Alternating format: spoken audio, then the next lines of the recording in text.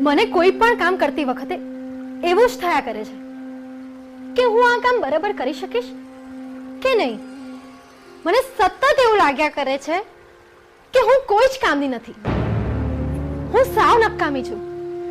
મને મારા મિત્રો સાથે જવામાં પણ તકલીફ થાય છે, કેમ કે એમની સાથે હોઉં છું ત્યારે મને સતત એવો ડર લાગ્યા કરે છે કે મારાથી કોઈ ભૂલ થઈ જશે તો, કાં તો એવું કંઈક થઈ જશે કે લોકો મારી મજાક ઉડાવશે ને. એ બધા જ્યારે મારી મજાક ઉડાવે છે ને ત્યારે મને બહુ જ ખરાબ લાગે છે ને. આમ પણ દેખાવમાં હું પાતળી છું એટલે મને એવું થાય છે કે લોકો મારા દેખાવને કારણે મારા પર હસશે કે પછી મારી સાથે બરાબર વાત નહીં કરે તો.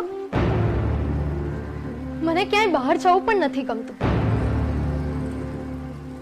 આમ તો મારા બધા જ મિત્રો સારા છે, પણ મારો જ સ્વભાવ એવો થઈ ગયો છે.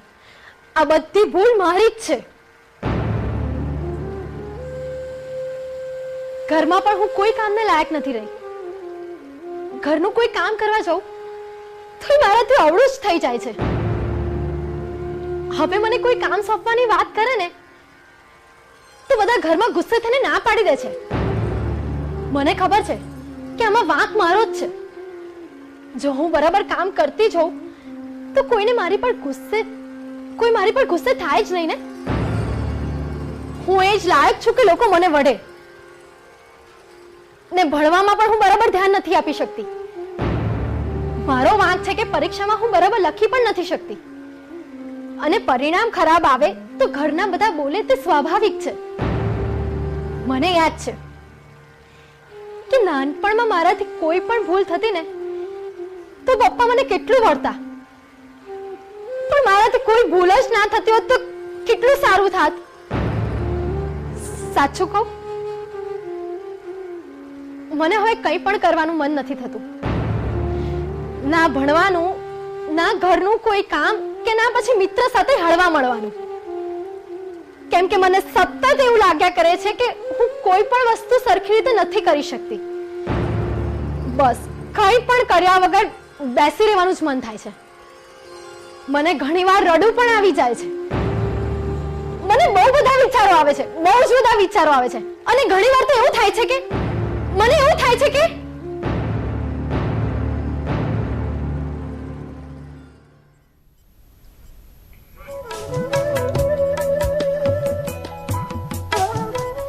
મિત્રો, આત્મવિશ્વાસ અને સ્વપ્રતિભા એટલે કે સેલ્ફ એસ્ટીમ અને એમાંથી જ વિકાસ પામે છે એ છે સ્વાવલંબન. આ આત્મવિશ્વાસ અને સ્વાવલંબન કે સ્વપ્રતિભા જે છે એ બાળકના ઘડતરમાં બહુ જ અગત્યની ભૂમિકા ભજવે છે. બાળપણથી જ તેનું યોગ્ય રીતે ઘડતર થવું બહુ જરૂરી છે. જો બાળકમાં આત્મવિશ્વાસનો કે સ્વપ્રતિભાનો અભાવ હોય, આત્મવિશ્વાસ નકારાત્મક હોય, તો બાળક જીવનની ઘણી બધી મુશ્કેલીઓનો સામનો નથી કરી શકતો. બાળક કંઈક એકલો પડી જાય છે. એના મનમાં સતત મૂંઝવણ અને દ્વંદ અનુભવાય છે. આવા સમયે જ્યારે એને યોગ્ય માર્ગદર્શન નથી મળતું ત્યારે એ નકારાત્મક પગલાં તરફ અને ક્યારેક એ આત્મહત્યા તરફ પણ દોરવાય છે. આજના આપણા આ હેલો જિંદગીના એપિસોડમાં જે આપણે સ્વાવલંબન કે જે સ્વપ્રતિભા સાથે જોડાયેલું છે એ અને આત્મવિશ્વાસને લઈને વાત કરીશું. આજે આ વિષય પર આપણી સાથે વાત કરવા માટે બે નિષ્ણાત આપણા સ્ટુડિયોમાં હાજર છે.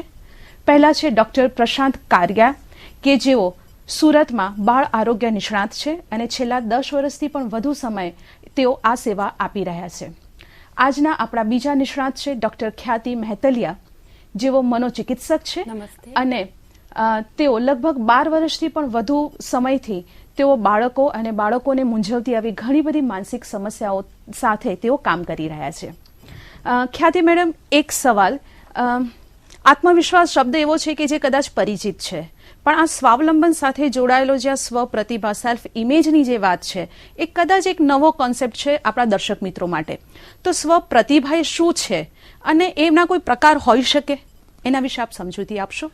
સ્વપ્રતિભા એટલે કે સેલ્ફ એસ્ટીમ એટલે કોઈ પણ બાળક, કોઈ પણ વ્યક્તિ પોતાના વિશે શું વિચારે છે, પોતાની તરફ જોવાનો એનો દ્રષ્ટિકોણ કેવો છે, એને આપણે સ્વપ્રતિભા કહીએ છીએ. પોતાની આવડત કેવી છે, હોશિયારી કેવી છે, દેખાવ કેવો છે, પોતાના શું ગુણો છે, એ બાબતે બાળક પોતે શું વિચારે છે એ એની સેલ્ફ એસ્ટીમ. જો સેલ્ફ એસ્ટીમ એટલે કે સ્વપ્રતિભા સારી હોય તો બાળકને પોતાના માટે આત્મવિશ્વાસ એનો ખૂબ વધારે હશે કે હું બધું કરી શકીશ, મને કંઈ પણ તમે પરિસ્થિતિમાં મૂકો તો હું કરી શકીશ. હા જી ખ્યાતિબેન, આપણે આ વાતને એના પ્રકારોને વાતને આગળ લઈ જઈએ. પહેલા એક ફોન કોલ છે વલસાડથી લઈ લઈએ. Hello hello. હાજી નમસ્કાર ઓઝા મેડમ. નમસ્કાર ઈશ્વરભાઈ, બોલો. હા, વલસાડ જિલ્લાના ઉમરગામ તાલુકાના નારગોલ થી ભંડારી બોલું છું મેડમ. હા, જી હવે બોલો. મેડમ મારો પ્રશ્ન એ હતો કે બાળકોની અંદર મહદઅંશે જો આત્મવિશ્વાસ વધારવો હોય તો વાલીઓને સૌપ્રથમ કયું પગથિયું ભરવું જોઈએ, એ મારો ખાસ દૂરદર્શનને પ્રશ્ન છે. Thank you DD Girnar Doordarshan. Thank you. હા તો બાળરોગ નિષ્ણાંત તરીકે હું એટલું કહીશ કે તમે જે સવાલ પૂછ્યો છે ને એ અમે ઘણી બધી વાર મળતો હોય છે. દરેકને એટલું જ કહીએ છીએ કે think out of the box, એટલે કે કેવું કે કંઈક બીજું વિચારો. આત્મવિશ્વાસ વધારવા માટે એવું જરૂરી નથી કે દરેક બાળક ડોક્ટર કે એન્જિનિયર બને તો જ આગળ વધશે. એને જે ફિલ્ડમાં રસ છે એ ફિલ્ડમાં એને પ્રોત્સાહિત કરો, એને એન્ગેજ કરતા શીખો. જ્યારે બી કોઈ બી એક્ટિવિટી આપણે કરી રહ્યા છીએ ત્યારે એને એમાં એનો સાથ હોવો જરૂરી છે. એ જ્યારે સાથ આપતું થાય છે ત્યારે સારું કરી શકે છે. સૌથી વધારે ઇમ્પોર્ટન્ટ એ છે કે એને એક્સેપ્ટ કરતા શીખો. એની જે સ્ટ્રેન્થ અને વીકનેસ, એની જે સારી અને નબળી બંને વસ્તુ આપણે સ્વીકારીશું તો જ એ વધારે સારી રીતે કરી શકશે.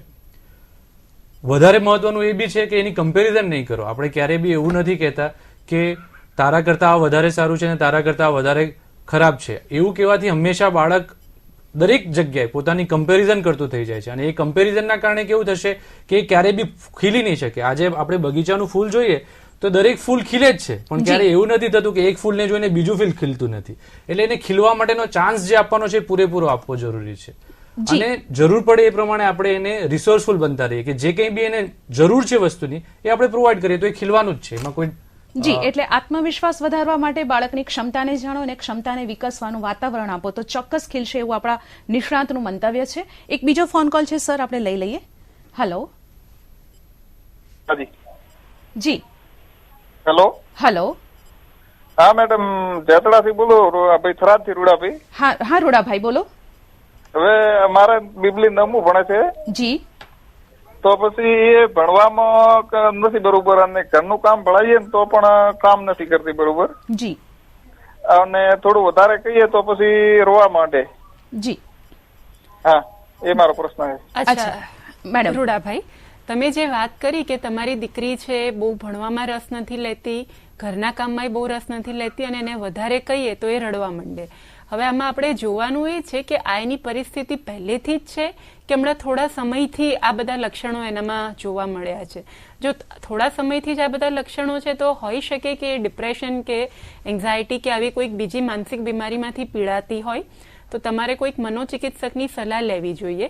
એના સિવાય જો તમે એવું કહેતા હોવ કે પહેલેથી જ એને આમાંથી કોઈ જ વસ્તુમાં રસ નથી તો પણ તમે એક મદદ લઈ શકો, પ્રોફેશનલ હેલ્પ લઈ શકો કે એની બુદ્ધિ ક્ષમતા કેટલી છે, એને કઈ વસ્તુમાં રસ છે, શું છે. આના માટે તમે કોઈક નિષ્ણાતની સલાહ લઈ શકો એને ત્યાં લઈ જઈને. જી એટલે તમારો રૂડાભાઈ આપનો જે પ્રશ્ન છે એના માટે સરકારી હોસ્પિટલમાં પણ આ પ્રકારની સેવાઓ મફત ઉપલબ્ધ હોય છે, આપ એમનું લઈ શકો છો. સાથે સાથે બાળકને સમજવાનો એક દ્રષ્ટિકોણ કેળવશો તો ચોક્કસ એમાં મદદ થઈ શકશે. સર એક બીજો ફોન છે, આપણે ફોન કોલ લઈ લઈએ. હલો. હેલો. હા. હેલો. હેલો. હા અલ્તાફભાઈ બોલો. મેડમ, મારું બાળક છે ને એકદમ જીદ પકડે છે, એકદમ સીધું જીદ, જેમ આપણે વડીએ તો જીદ પકડે એકદમ. એના માટે શું કરવું? ફીટ પકડે છે એટલે એને ખેંચ આવી જીદ જીભ પકડાય છે. જી એટલે જીદ પકડે, કોઈ વસ્તુ એને જોઈએ જેમ કોઈ વસ્તુ. જીદ પકડે છે. અચ્છા, એ જિદ્દી છે. અલ્તાફભાઈ, અમે આપનો પ્રશ્ન બરાબર સમજી શક્યા છીએ કે આપનું બાળક જે છે એ જીદ બહુ જ કરે છે તો એના માટે શું કરી શકીએ, બરાબર છે? હા જી સર.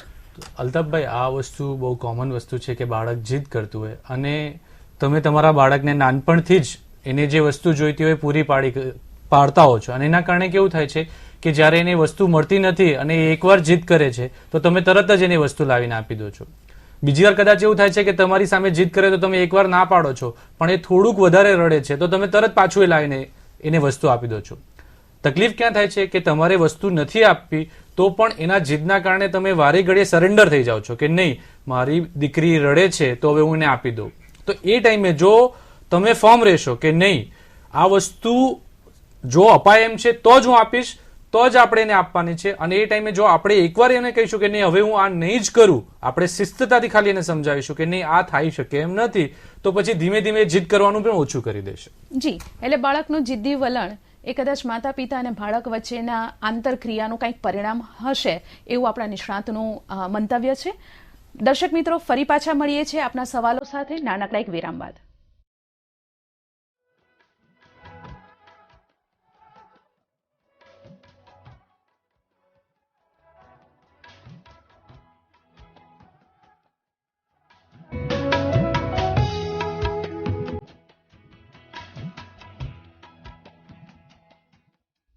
નમસ્તે દર્શક મિત્રો, નાનકડા વિરામ બાદ ફરી પાછું આપનું સ્વાગત છે હેલો જિંદગીના આજના કાર્યક્રમમાં.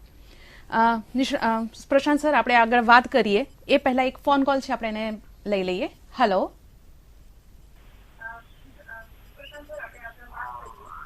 હેલો. હેલો. હા જી કાભાઈ. હા મેડમ, મારે બાબુ એક ધોરણ 10 અભ્યાસ કરે છે, હા, પણ વારે ઘડીએ એને ભણવામાં એને કહી રહી છે તો એને એકદમ મગજ એનું ઠોઠ થઈ જાય છે. જે વાર્તા મોડી એની કને એટલે એકદમ મગજ ઠોઠ થાય અને ફરી એને મારી સામે જીદ કરે અને બોલતો બી નહીં. અચ્છા સર, ભણવામાં નબળો છે એવું જ કહેવાનું છે ને? જે ના, ભણવામાં તો સાહેબ હોશિયાર છે એકદમ. હા, એને એકાદ ઓચિંતું એકાદ બે વખત આપણે બોલીએ કે ભાઈ એનું રિઝલ્ટ કે શું છે શું નથી, એનો પ્રશ્ન અમે હું કરી શકું તો એ મારી સામે જોઈ રહે છે વારે ઘડીએ અને ફરી બોલવામાં પણ એકદમ એ છે. તમે જે કીધું ને કાભાઈ, એ ટિપિકલ તરુણ અવસ્થા છે એની. 10મા ધોરણમાં ભણતો બાળક જે છે એકદમ તરુણ થઈ ગયો છે. એટલે એને કેવું છે કે હું જે કંઈ બી કરું છું એ સાચું જ કરું છું, મારે કોઈની સલાહ સાંભળવી નથી. એ ભણવામાં આગળ છે કે પાછળ છે એને જાતે નક્કી કરવું છે. તમે એને સહેજ બી સલાહ આપવા જાઓ છો ને તો એને એમ જ લાગે છે કે આ મારો વિરોધ કરી રહ્યા છે. એને પોતાની જે આઈડેન્ટિટી, આપણે જે સેલ્ફ ઇમેજ ને સેલ્ફ એસ્ટીમ કહી રહ્યા છે એ પ્રમાણે એને એમ જ છે કે હું મારા માટે જે કંઈ કરી રહ્યો છું એ પરફેક્ટ જ કરી રહ્યો છું, તો પછી મારે કોઈનું સાંભળવું શું કામ, હું કેમ એવું કરું. એના માટે એટલું થઈ શકે કે તમે એના રોલ મોડલ બનો, એટલે કે એને એવું બતાવો કે તમારે જે એની પાસેથી અપેક્ષાઓ છે એ અપેક્ષાઓ જો એ પૂરી કરે તો કેમ કે ભાઈ તમે એનું જે ઘડતર કરી રહ્યા છો એમાં તમારું સ્ટાન્ડર્ડ બી ઊંચું કરો, કે નહીં તમે એના માટે કંઈક એવું કરો કે એને તમારા માટે બી માન થાય કે નહીં મારા પપ્પા આવા છે તો મારે એના જેવું બનવું છે, અને એના કારણે એ તમારું સાંભળતું થઈ જશે. બીજી એક વસ્તુ હું ઉમેરવા માંગીશ કે તમે જે કીધું કે તમે સલાહ આપો એટલે તમારી સામે જોવે છે, તો તમે સલાહ આપવાનું બંધ કરી અને તમે એની સાથે વાર્તાલાપ કરો. તમે એને પૂછો કે તું શું વિચારે છે, તારું શું પ્લાનિંગ છે. આ રીતે તમે એના મનમાં શું છે એ તમે જાણવાની અને સમજવાની કોશિશ કરો તો કદાચ એ તમારી સાથે વધારે સારી રીતે વાત કરશે અને ચર્ચા કરશે. જી, એટલે માતા પિતાનો રોલ આ ઉંમરે મિત્ર તરીકેનો જે શરૂ થાય છે, કાભાઈ કદાચ તમે એને પણ શરૂ કરો અને એના સાચા મિત્ર બનીને એના મનને જાણવાનો પ્રયત્ન કરશો તો ચોક્કસ તમારા અને દીકરા વચ્ચેના જે આ સંબંધોમાં થોડોક ખેંચતાણ આવી રહેલી છે એ દૂર થઈ શકશે. પ્રશાંત સર, આપણે જે વાત કરી રહ્યા હતા અને એમાં જે આ સ્વપ્રતિભા છે કે જેનો આધાર સ્વાવલંબન સાથે જોડાયેલો છે, તો આ સ્વપ્રતિભા અને આત્મવિશ્વાસ એ બંને કઈ રીતે જોડાયેલા છે એકબીજા સાથે? એમ જોવા જઈએ તો બંને સિક્કાની બે બાજુ જેવા જ છે. અચ્છા, જો આજે મારી સ્વપ્રતિભા મને નેગેટિવ કંઈ કરી રહી છે, નકારાત્મક આપી રહી છે, તો મારો વિકાસ અટકી જ જવાનો છે. એક સોલોમન કરીને આઇલેન્ડ છે જ્યાં લોકો એવું દ્રઢપણે માને છે કે જો વૃક્ષ છે એની આજુબાજુ તમારે વૃક્ષને પાડી દેવું છે તો જઈને નકારાત્મક વાતો કરો તો એ વૃક્ષનો નાશ થઈ જ જાય છે. અને હકારાત્મક વાતોની વાત કરીએ તો જ્યારે આપણામાં તો એવું છે કે બાળક નાનું હોય ત્યારથી આપણે બાળકને તમે મારા દેવના દીધેલ છો, કે સૂરજ હેતુ મેરા ચંદા હેતુ એવું કહીએ. અથવા તો ગર્ભમાં બી જયારે બાળક હતું ત્યારે સુભદ્રાના ગર્ભમાં રહેલું અભિમન્યુ પણ ખાલી 7 કોઠા કઈ રીતે ભેદવા એ સાંભળીને શીખી જાય છે. તે સંવાદથી શીખી જાય તો હકારાત્મક આત્મવિશ્વાસ એ રીતે પણ વધી શકે. જી, આપણે આત્મવિશ્વાસને આ બંનેની જે સંલગ્નતા છે એની વાત કરીએ. પહેલા એક ફોન છે એ લઈ લઈએ. હેલો.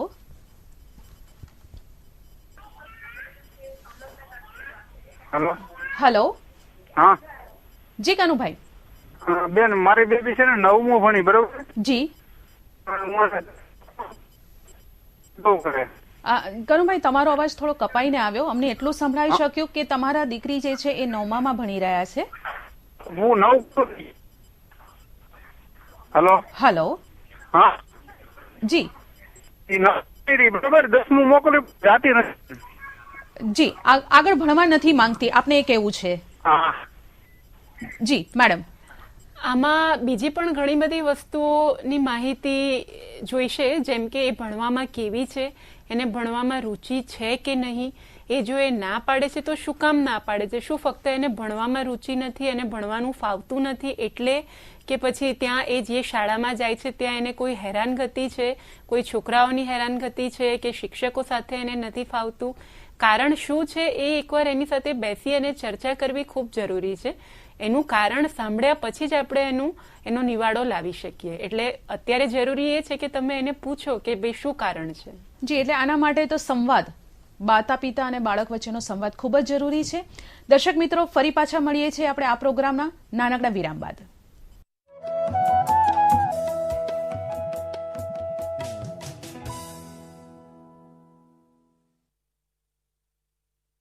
દર્શક મિત્રો, હેલો જિંદગીમાં આપનું ફરી પાછું સ્વાગત છે. સર અને મેડમ, આપણી જે પ્રશ્નોત્તરી હતી એને આગળ વધારીએ પહેલા એક ફોન કોલ છે એને આપણે લઈ લઈએ. Hello hello. નમસ્તે. જી નમસ્તે મનીષાબેન. હા, હવે મારો પ્રશ્ન એમ છે કે હું એક શાળામાં ટીચર છું. જી. અને એમાં 7મા ધોરણનો એક વિદ્યાર્થી છે બળવંત કરીને. હા.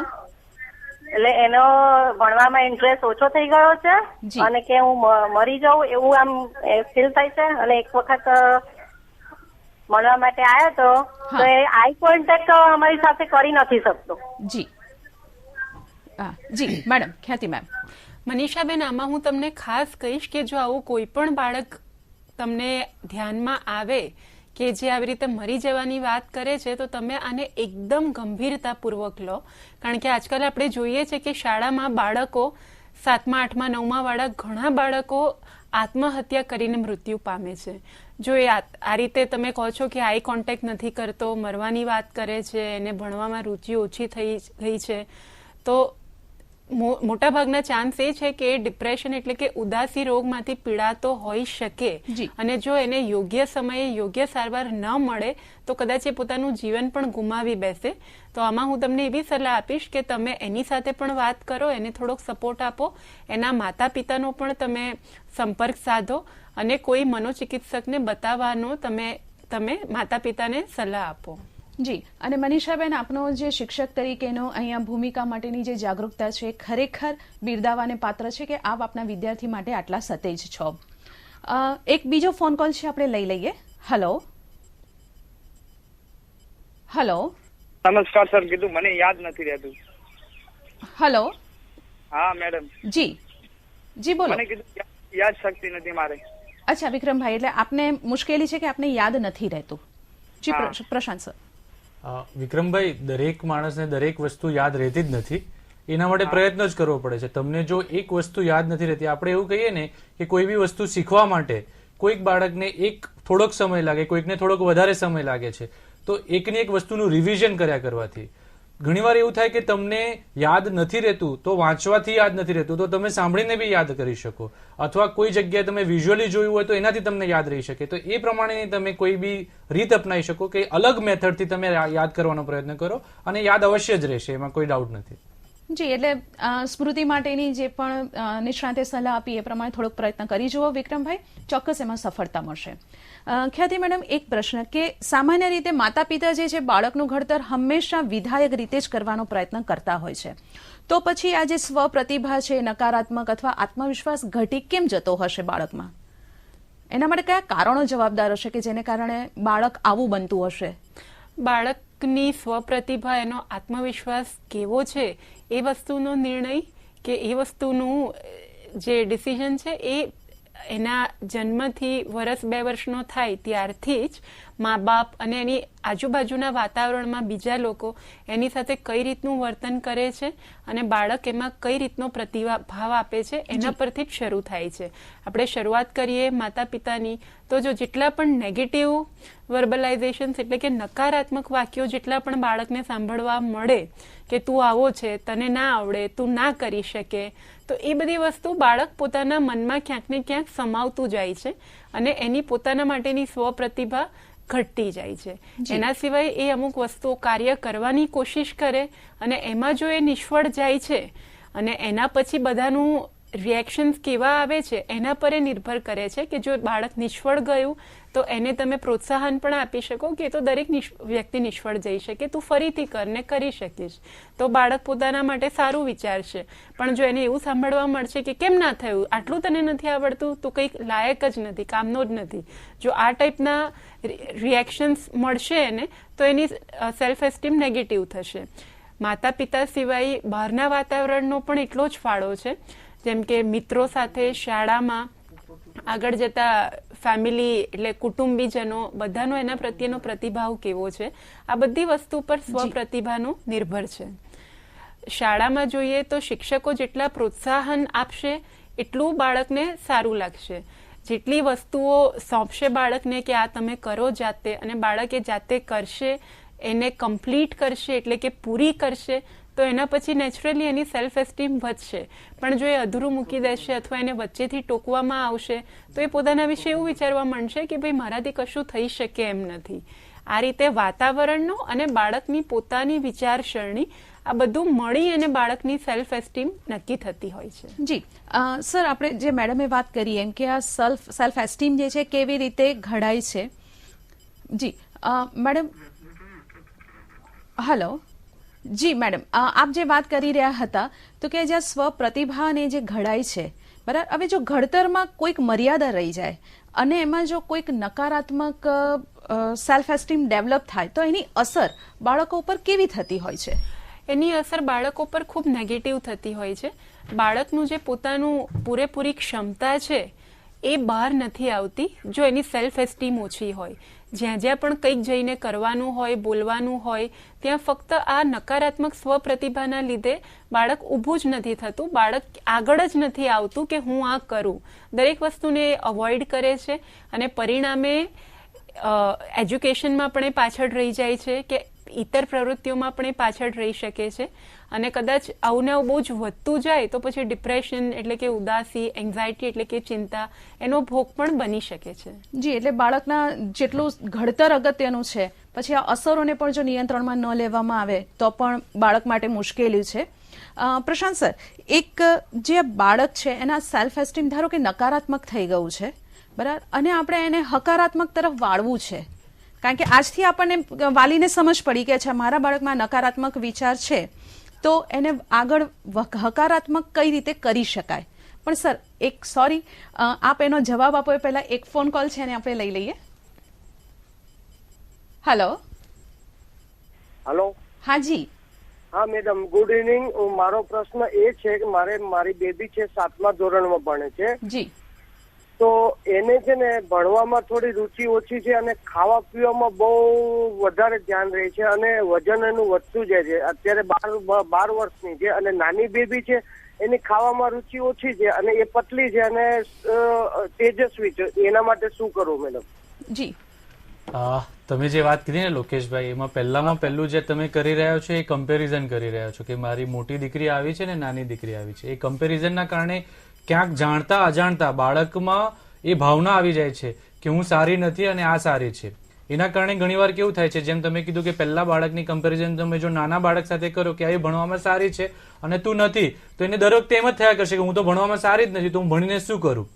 એ ભણવામાં સારી નથી, એના કારણે એનામાં જે ડિપ્રેશન આવી જાય કે ઘણીવાર એવું થાય કે તમને માનસિક હતાશા આવી જતી હોય છે. તો એના કારણે એ સમય કંઈ કરવાની ઈચ્છા જ નથી થતી. તમે ખાલી ખાવા પીવાની વસ્તુ કે ભાઈ ખાલી કન્ટિન્યુ ખાયા કરે, તો એના કારણે તરુણાવસ્થામાં જે હોર્મોનલ ચેન્જીસ થયા છે, કન્ટિન્યુ ડિપ્રેશન છે, તો એના કારણે વજન પણ એના કારણે વધી શકતું હોય છે. અને દરેક બાળક યુનિક હોય છે, એટલે ક્યારેય એવું કમ્પેરિઝન નહીં કરો કે મારું બાળક એક આવું છે ને એક આવું છે. જી, આપણે આ જે ચર્ચા છે એને આપણે આગળ લઈ જઈશું અને આજે આપણે આ પ્રોગ્રામ અહીંયા સમાપ્ત કરીએ છીએ. આપ નિષ્ણાંત બંનેનો ખૂબ ખૂબ આભાર અને દર્શક મિત્રો આપનો પણ ખૂબ ખૂબ આભાર.